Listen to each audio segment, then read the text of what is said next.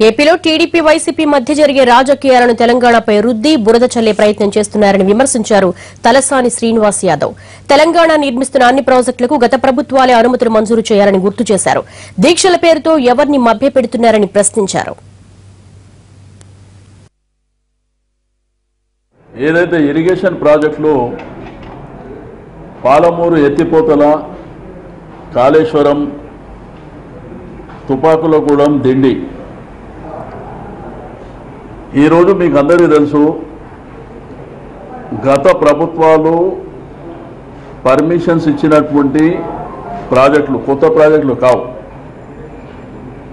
కానీ ఆంధ్రప్రదేశ్లో జరుగుతున్నటువంటి ఆ ప్రభుత్వానికి ఆ ప్రతిపక్షాలకు జరుగుతున్నటువంటి చిల్లర రాజకీయాలని తీసుకొచ్చి మా మీద బురద జల్లేటువంటి ప్రయత్నం ఏదైతే జరుగుతుందో అది మానుకోవాలని చెప్పి అక్కడ ఉన్నటువంటి ప్రభుత్వ నాయకులకు అదేవిధంగా అక్కడ ఉన్నటువంటి అపోజిషన్ లీడర్కు ఈ సందర్భంగా గుర్తు చేస్తూ ఉన్నాం.